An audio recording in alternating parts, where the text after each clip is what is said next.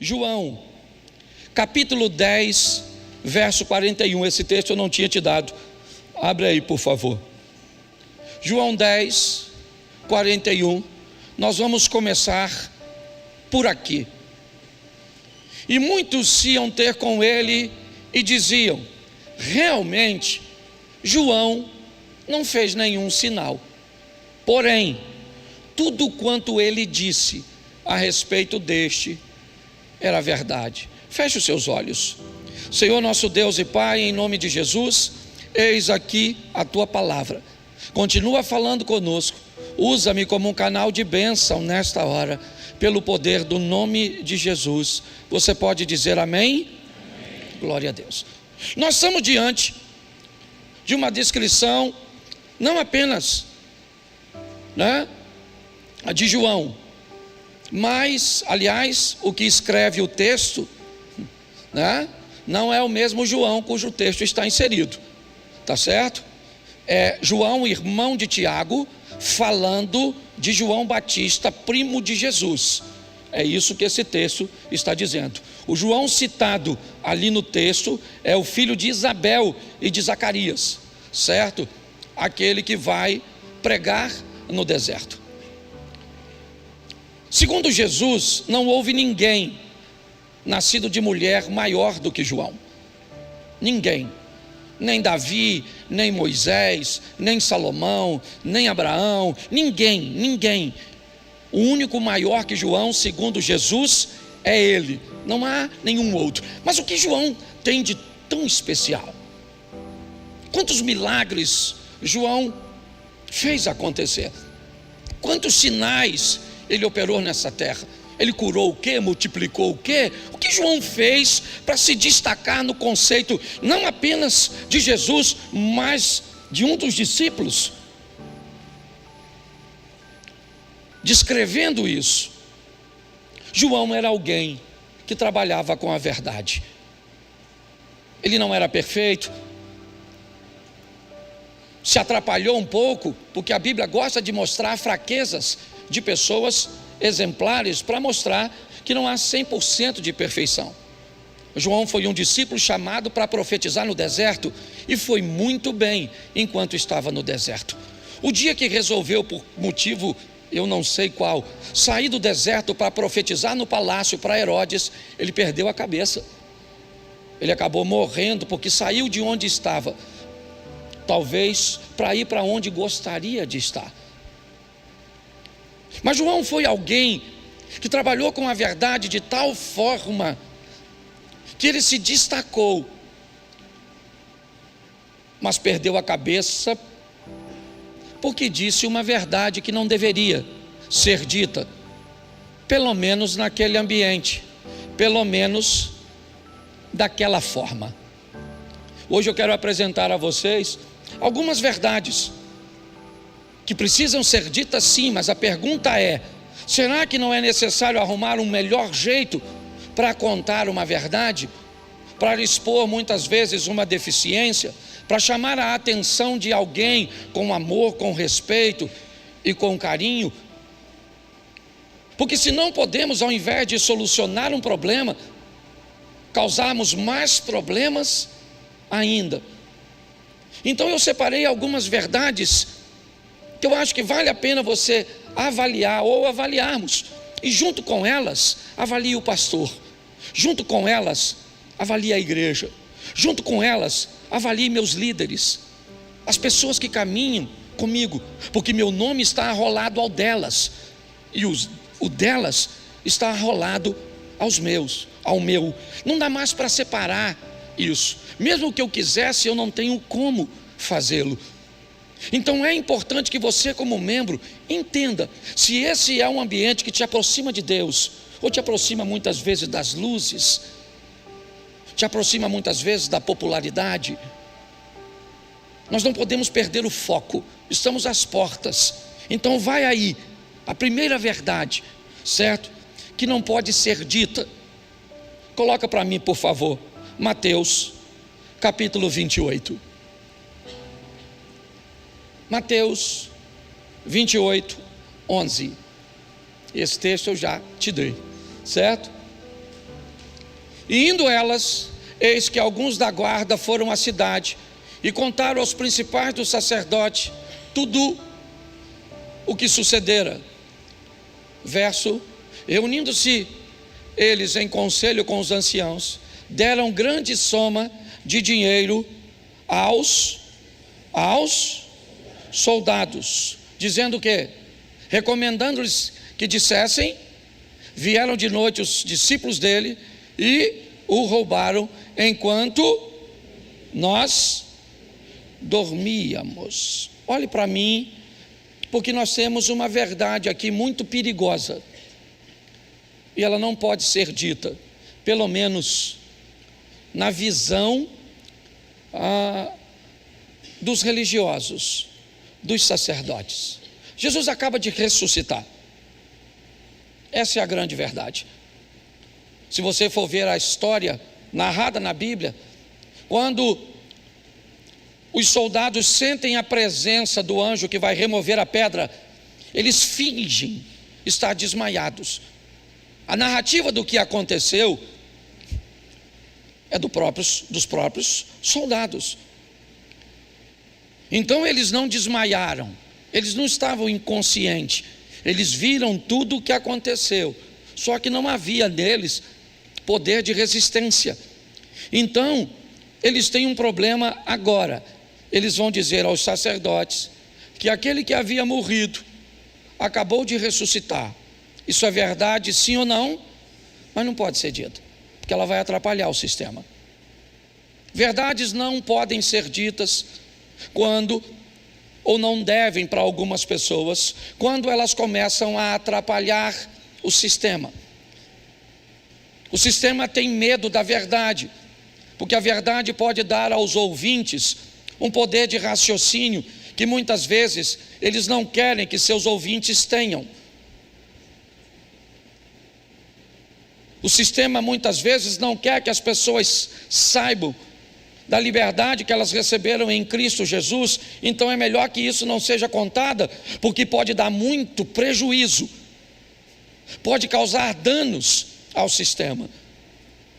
Um dos motivos que muitas pessoas não se preparam para viver as grandes adversidades da vida é porque o sistema acabou impedindo que a verdade chegasse aos seus ouvintes, para que eles se tornassem sempre dependentes, controlados e muitas vezes, dependendo da liderança, até manipulados.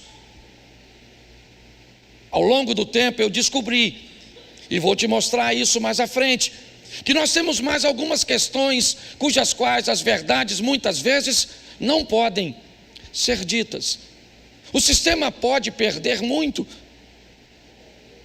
se dizer determinadas coisas para as pessoas que dessem àqueles que têm o controle, um controle um pouco menor delas. Não ensinarem essas pessoas direito. Por exemplo, como é que eu falaria para alguém que ela teria que trazer o dízimo, mas ela não pode administrar o dízimo ela mesma? Por que é que você não pode pegar o seu dinheiro e distribuir o seu dinheiro? Você já parou para pensar nisso? Que tipo de verdade ou mentira temos em torno dessa situação? Por que é que você não pode pegar o seu dízimo e distribuir? Por quê? Você já parou para pensar? Por uma coisa que talvez alguém não tenha tido a coragem de falar para você. Porque se você tem noção de que o seu dinheiro deve ser administrado por você, você ainda não se converteu no que diz respeito à entrega de dinheiro. Não há conversão em você. Se você está certo ou errado, não estou trazendo uma base de raciocínio para você. É só isso, é só para fazer você raciocinar. Muitas vezes, se nós ensinarmos direito, né? Ou se você for ensinado direito, você corre o risco de precisar menos do sacerdote. Você corre o risco de erradicar da sua vida os problemas. Você vai se tornar capaz de escolher sua roupa, os lugares que você frequenta, se bebe, se não bebe, o que faz, o que não faz, onde ir, onde não ir. Vai ser tão bom para você que vai me deixar obsoleto, vai me deixar ultrapassado. Para que eu sirvo então?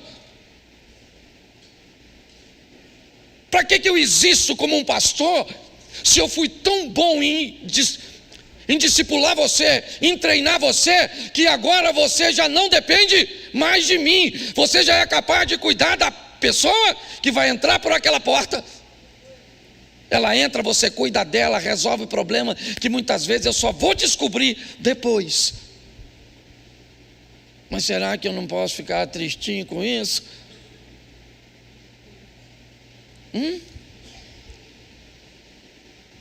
Então talvez é melhor não ensinar direito e fazer com que sempre haja uma dependência. Me pergunte onde vai, se vai fazer, se não faz. Tem verdades que, se elas forem ditas, elas prejudicam o sistema de uma tal forma que não haverá mais dependente de pessoas, e vai começar a ter nas igrejas apenas dependente de Deus. Mas será que isso é bom? Talvez esse seja um nível mais elevado, e eu já comecei, já jogando um pouco mais pesado. Mas o sistema, ele não gosta muito da verdade. Conhecer as coisas, aprender as coisas, certo? Pode abrir seus olhos, e alguém com olhos abertos é extremamente perigoso. Ele pode questionar, ele não come qualquer coisa, ele não aceita qualquer coisa. É assim que funciona. Segundo ponto, para eu não me deter num só. Primeira carta do apóstolo Paulo à igreja de Coríntios, capítulo 3, verso 1. Coloca para mim, por favor. Eu, porém, irmãos, não vos pude falar como a espirituais, e sim como a carnais, como a meninos em Cristo. É porque a tradução está diferente, né? Leite, deixa eu ver aqui como é que está a tradução. Isso, vamos aqui. Leite vos dei a beber, não vos dei alimento, porque ainda não podeis suportá-lo, nem ainda agora podeis, porque ainda sois, preste atenção.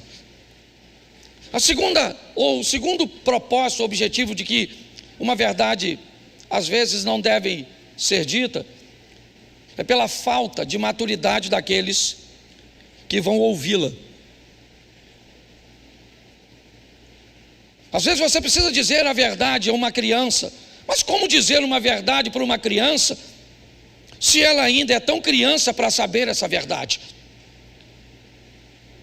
Se você tem uma criança muito pequenininha e ela pergunta para você o que é sexo, como é que você responde para ela? Não é extremamente desafiador? Não há nela maturidade. A falta de preparo dos ouvintes muitas vezes faz com que, como é que nós vamos falar na igreja sobre bebida alcoólica? Pode? Não pode? Como é que nós vamos fazer? Como é que nós vamos explicar para a igreja: todas as coisas me são lícitas, mas nem todas me convêm? Será que não é arriscado demais mexermos em assuntos como esse? Será que não podemos prejudicar mais as pessoas? Mas quando é que nós não vamos prejudicar? Quando vai chegar um dia que nós vamos poder falar com pessoas maduras, coisas verdadeiras, para que elas consigam entender o que é lícito e o que não é lícito, para que elas consigam entender que muitas vezes, certo, o remédio e o veneno está apenas na dosagem. Quando nós vamos poder usar o púlpito, poder usarmos as salas de aula? Quando nós vamos poder ser um pouco mais duros para falar, um pouco mais incisivos para ensinar? Quando nós vamos aprender com Jesus que alguns, ao serem ensinados, virarão as costas e irão embora, porque não gostaram do ensino, porque o ensino estava forte demais, o confronto estava muito intenso, e entre mudar de postura e mudar de igreja, é muito mais fácil mudar de igreja. Quando enfrentaram um discurso duro de João no deserto, deixaram o deserto e foram conversar com Jesus. Foi todo mundo para perto de Jesus. Sabe o que Jesus disse? O que foste ver no deserto? Uma cana agitada pelo vento? Se acharam que as coisas com João não estavam boas, eu não vou aliviar para vocês aqui não.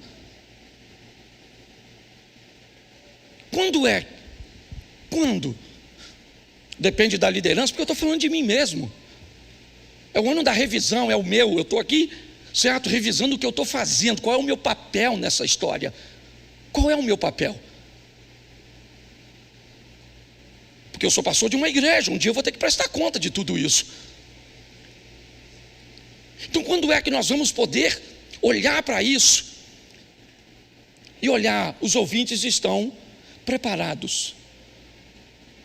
Quantos anos eles têm? Não, já tem 10, 15 anos. Tem gente com 20 anos na igreja. Tem gente que já passou por 3, 4 igrejas. É importante nós revermos essas questões, porque muitas vezes nós vamos ter sérios problemas por causa da falta de preparo dos ouvintes. Então eu tenho que sonegar. Eu não posso entregar, né, a verdade. Eu não posso falar sobre que tipo de foto, que tipo de curtida, que tipo de comentário, que tipo de grupo, certo? Não. A vida é minha e eu não quero nem saber o estrago que eu faço na vida do outro com as minhas ações. É mais ou menos desse jeito. Então, muitas vezes, a falta de preparo dos ouvintes é um dos motivos cujos quais a verdade não pode ser dita. Lembra? Quando a missa era em latim, era falar para o povo não entender, já de propósito, para não causar nenhum tipo de problema.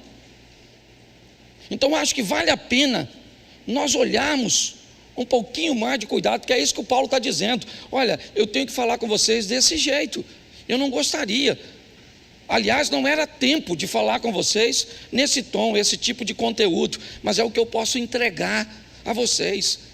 E me parece que tem um tempo que ele está com o povo, que ele diz: nem mesmo agora eu posso fazer isso, depois de estar com você. Então eu digo a você: procure saber a verdade das informações que chegam até você, a veracidade dos fatos, para que consigamos viver mais perto de Deus. Porque se não é verdade, é mentira. E se é mentira, Deus não está presente, porque o pai da mentira é Satanás. Deus trabalha com a verdade. Terceiro, segundo livro do profeta Samuel, capítulo 12, verso 18. Ao 7º dia morreu a criança, e temia o servo de Davi informá-lo que a criança era morta, porque diziam: eis que estando a criança ainda viva, lhe falávamos, porém não dava ouvidos à nossa voz. Como, pois, lhes diremos que a criança é morta, porque mais se afligirá? Às vezes, a verdade não pode ser dita, porque o ouvinte pode ficar traumatizado. Sim. Às vezes é o cuidado com aquele que vai ouvir que faz com que nós criemos os monstros. Olha bem, Davi está deitado, sem comer, sem tomar banho, orando, jejuando e pedindo a Deus por seu filho. O filho dele morre. Os homens estão à porta. Eles estão temerosos em dizer a Davi. Por quê? Porque na cabeça deles se ele está desse jeito com um filho doente, Se nós falarmos que esse menino morreu, ele vai piorar. Então é melhor nós não falarmos nada. Vamos ficar aqui quietinho. Não vamos dizer para ele a verdade. O menino já está morto. Não adianta ele orar mais. Ele está orando: Senhor, faça meu filho viver, dá saúde para o meu filho. Mas o menino já morreu. Mas ninguém tem coragem para falar com ele. É até louvável o que está acontecendo aqui, sim. Mas a pergunta é: o que Davi está fazendo nesse período que o menino já morreu e ele continua orando por uma vida que não vai voltar mais? Será que muitas vezes, quando nos omitimos de falar determinadas coisas com medo de infligirmos dano, estamos ajudando ou prejudicando as pessoas? Com que tipo de criações e limitações que chegamos até aqui? Como é que nossos pais nos tratavam? Será que nós não fomos forjados em ambientes aptos para lidar com os desafios? Estamos replicando esse comportamento ou não? Os homens não querem falar com Davi, porque eles têm medo, sabe? Como nós temos. Qual é a dose certa para corrigir o nosso filho? Um grito? Será que não podemos traumatizá-lo? Como é que nós vamos nos comportar diante disso? Porque nós estamos treinando pessoas para aprenderem a viver com as pessoas, se relacionarem com elas, se defenderem delas. Pessoas para aprenderem a se relacionar com Deus, estarem mais perto dele, entendê-lo. Pessoas para se relacionarem com Satanás, para aprenderem a se defender, a se proteger e a atacar. Mas será que é isso que nós estamos fazendo? Ou quando nós temos dificuldade de dizer determinadas coisas, não somos cúmplices de uma criação, de uma geração frágil, ensimesmadas? Pare e pense. Olhe só. O terceiro motivo é esse: eu não falo a verdade porque eu tenho medo de magoar, eu tenho medo de traumatizar as pessoas, então eu finjo que não estou vendo. Será que isso é sadio para o nosso casamento? Será que isso é sadio para os nossos filhos? Será que isso é sadio para nossas amizades? É só uma reflexão. É isso. O quarto motivo que uma verdade não deve ser dita, coloca para mim, 2 Samuel 1,16. Vamos lá. 1,16. Tendo Davi passado um pouco além, certo? Dobrando o cimo. Bom, vamos lá. Só confere para mim aí. Segundo livro do profeta Samuel, capítulo de número 1, verso de número 16. É esse o texto que está aí?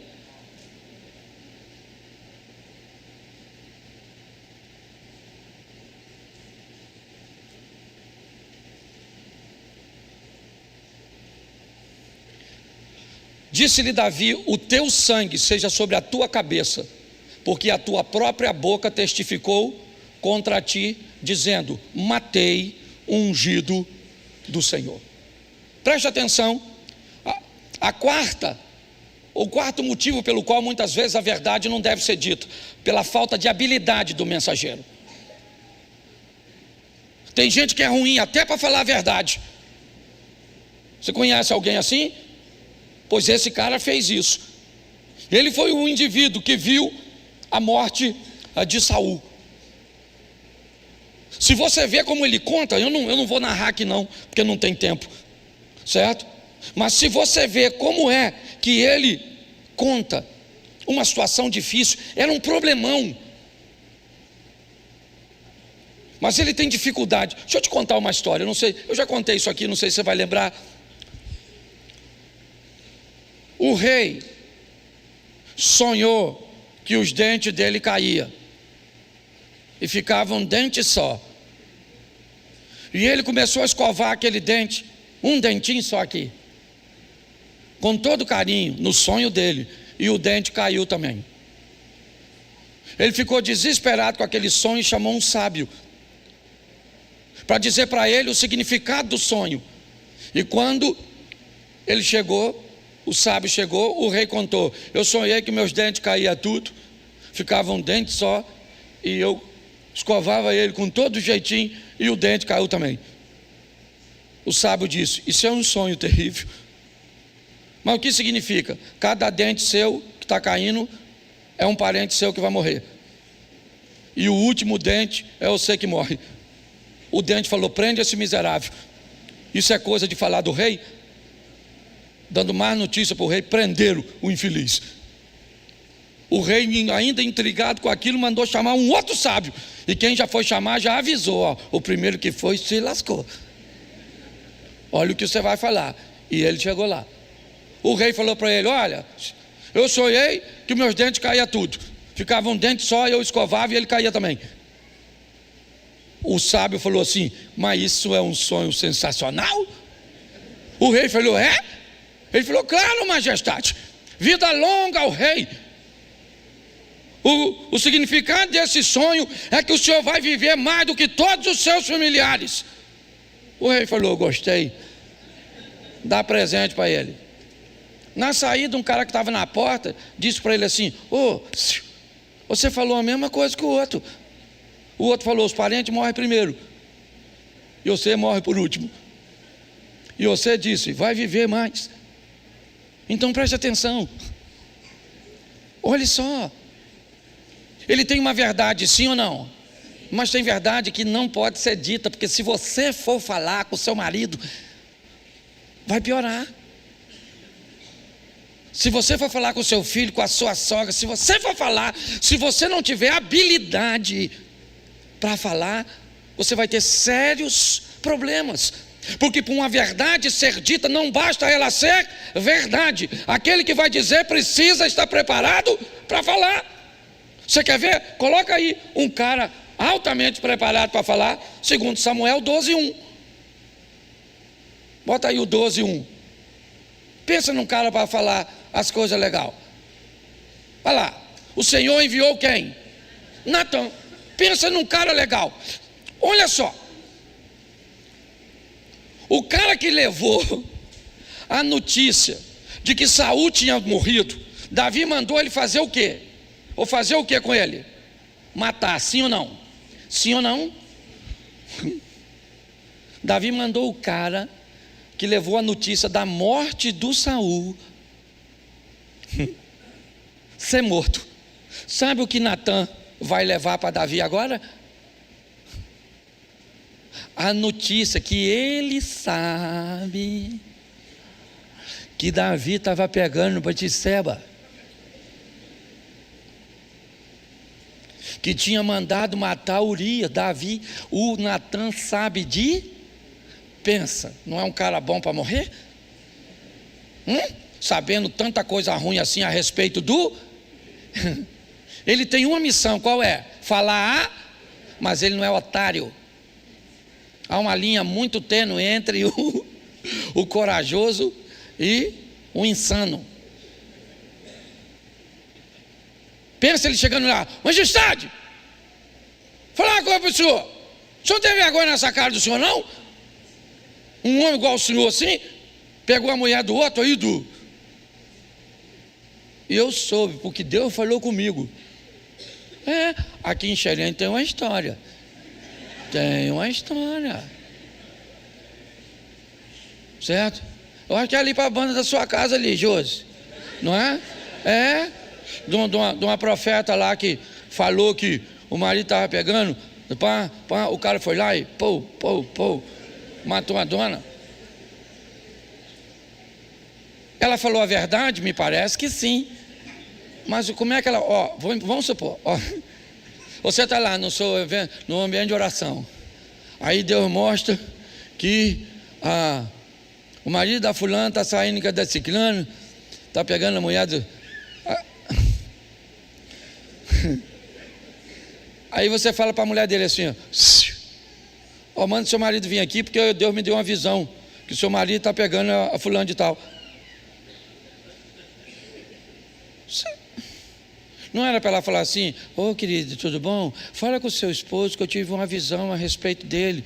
Um assunto muito sério que eu só acho que é só entre ele e Deus. Avisa ele para dar um pulinho aqui. Eu pergunto a ele se eu posso contar para a senhora. Diga para mim se no dia seguinte o cara não está lá. Aí a mulher que era profeta falava: minha senhora, é só entre Deus e ele, a senhora vaza. E aí fala: aí maluco, a casa caiu. Deus me mostrou que você está no cerol com a dona lá. Ela está falando a verdade, sim ou não? Mas da maneira correta, gente. O mensageiro tem verdade que não pode ser dita porque o mensageiro é ruim. Você já tentou falar a verdade para alguém e deu problema? Você sabe do que eu estou falando. Então nós, como mensageiros, nós temos que ter habilidade. É assim. Você tem que resolver o problema como se ele, e deixar no ar como se ele não existisse. Esse dia o cara entrou na minha rede e me xingou disso, xingou daquilo, me chamou de bolsonarista, disse que eu sou palhaço, disse que eu sou isso. Aí eu penso, eu sou gente. Eu fiquei irritadíssimo. Aí eu fui lá e coloquei: oi amigo, como é que você vai, cara? Tudo bem? Saudade. E postei. Ele deve ter pensado: esse pastor é doido, não sei nem quem ele é. E os outros que viu pensou o quê? É algum amigo do pastor que está brincando com ele.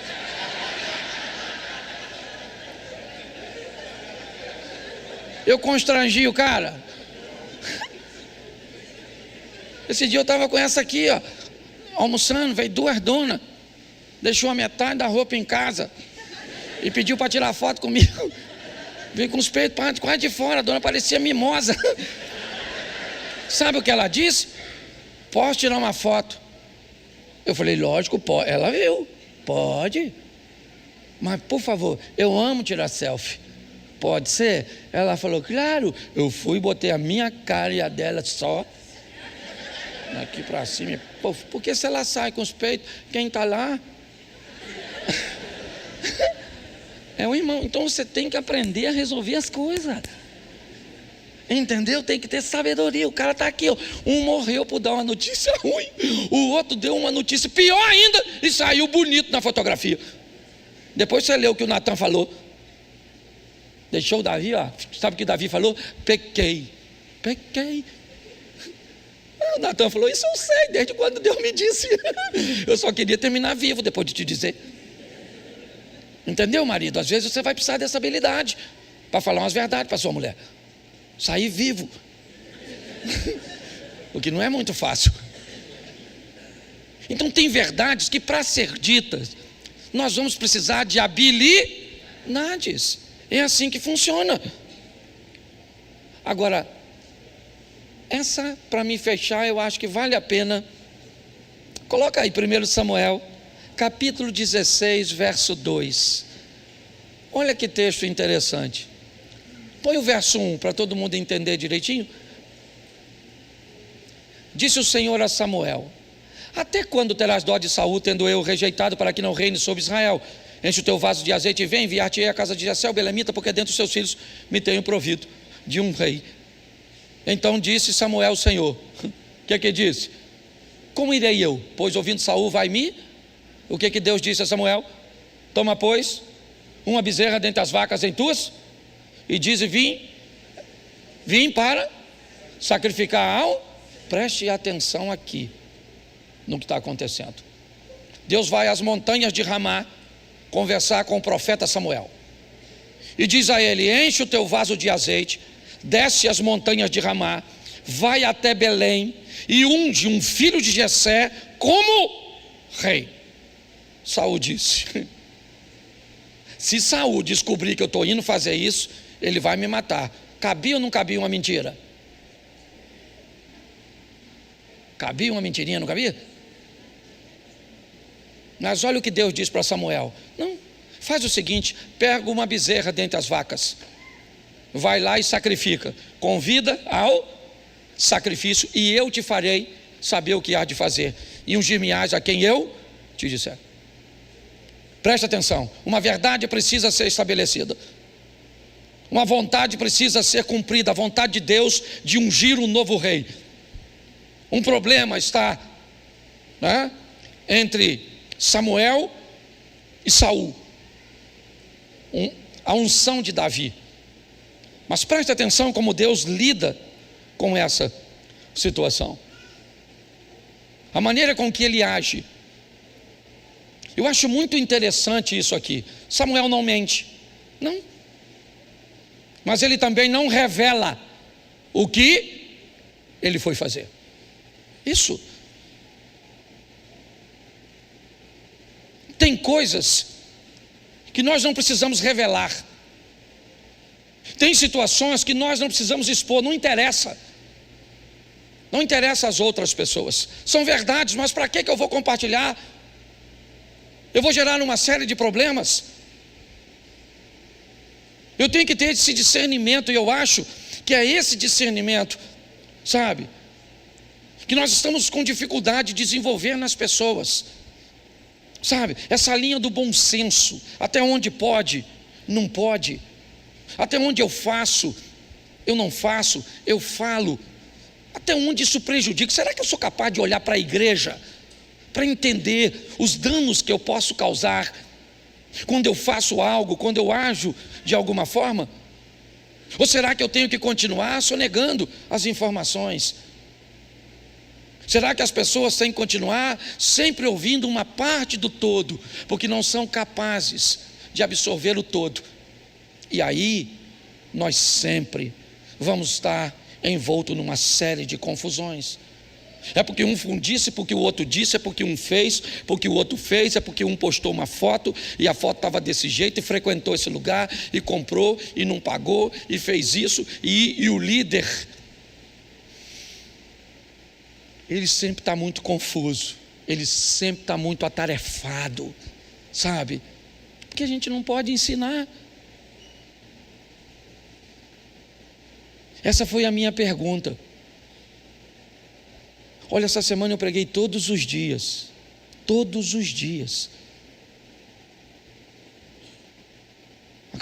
Eu cheguei agorinha mesmo.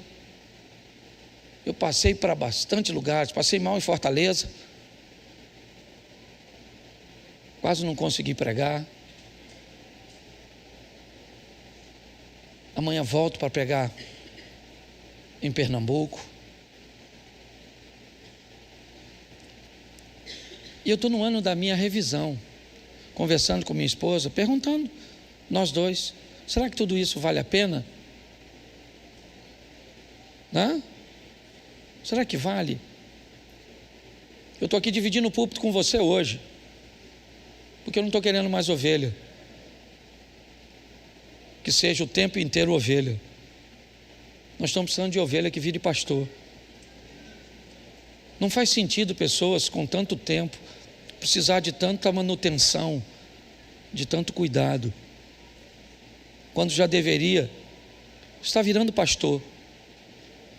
Mas pastor, o senhor já pensou que é perigoso ovelha virar pastor? Porque se ovelha virar pastor, pode querer o lugar o dia que você tiver poder para ocupar o meu lugar, significa que Deus não tem mais para mim e resolveu colocar você. Eu não tenho medo disso. Aliás, a vida, pelo menos desde que eu entendo, ela funciona mais ou menos assim. E alguém que não conquista, querendo possuir algo que alguém já, é muito mais fácil. É um jogo difícil, mas nós temos que aprender a viver com isso. Esses dias eu falei algo aqui na igreja, e deixa até eu corrigir, que às vezes, né, eu disse que muitas pessoas chegam aqui, mas não chegam para ficar. Elas chegam, passam um tempo e vão embora. E não tem problema nenhum nisso. Quando eu disse não tinha problema nenhum nisso, algumas pessoas entenderam como se eu estivesse fazendo pouco caso das pessoas. Não. Não é isso não. Só que como pastor, eu não posso me apegar a vocês, porque vocês são passageiros. a tripulação aqui é minha casa. Eles vão continuar. A maioria de vocês são passageiros. E não estou criticando, não. Dependendo do que eu fale, do que eu faça, ou do que o outro possa colocar ali tão pertinho. Nossa, apareceu uma igreja ali agora. A vida funciona desse jeito. Eu sei que pessoas vão ficar, porque a gente tem que continuar cuidando. O tamanho da igreja, quem determina é Deus. E vocês são preciosos, mas muito preciosos sim, porque vocês não são meus, vocês são do Senhor. Mas o meu incentivo a vocês é: deixem logo de ser ovelhas e comece a pastorear. Você não precisa de um microfone, você não precisa de um cargo de liderança, você precisa de um coração para orar, para ajudar outras pessoas. Isso faz com que, além de você não exigir demanda, você ainda supre demandas. É assim que funciona. Mas verifique se aqui você recebe conteúdo, informações que estão buscando te transformar em alguém autossuficiente. Vamos continuar convivendo em comunidade, sim, mas autossuficiente, apta para lidar com suas escolhas. O pastor não precisa dizer que esse decote, que essa saia, não precisa, você sabe. O pastor não precisa dizer que você foi à Itália, e lá na Itália você foi a Veneza, e você sentou num restaurante para comer, certo, uma massa com sua esposa, uma pasta, e aí então você tomou um cálice de vinho. Está certo ou errado? Não estou aqui defendendo nem para lá nem para cá, certo? A pergunta é: quando nós vamos conseguir formar? Isso é uma pergunta nossa, Abner, nossa, Osias, nossa, Eduardo, nossa, Alex trabalha com casais, quem trabalha, Anderson, que trabalha com quando é? Já parou para pensar nisso? Está na hora de nós deixarmos de ser uma reunião de ovelhas e nos tornarmos uma escola de profetas. Um ambiente onde possamos oferecer às pessoas capacidade de raciocínio. E aí a mulher sai daqui uma esposa melhor, uma mãe melhor, uma dona de casa melhor, um pai melhor, um marido melhor, um homem melhor, certo? Aí nós vamos melhorar. Melhorar onde? O bairro que nós frequentamos. Melhorar onde? Melhorar a nossa casa. Melhorar o que? O ambiente corporativo onde trabalhamos, o ambiente religioso onde compartilhamos a fé. Porque essas instituições não tem problema. Tira as pessoas da sua empresa e vê se tem algum problema lá. Tira as pessoas da sua casa e que problema tem lá? Tira as pessoas daqui. Os problemas, eles estão em nós. Então nós precisamos olhar com um pouco mais de carinho para nós mesmos, porque a percepção precede a mudança. Se você não consegue perceber que precisa mudar, você não vai mudar nunca.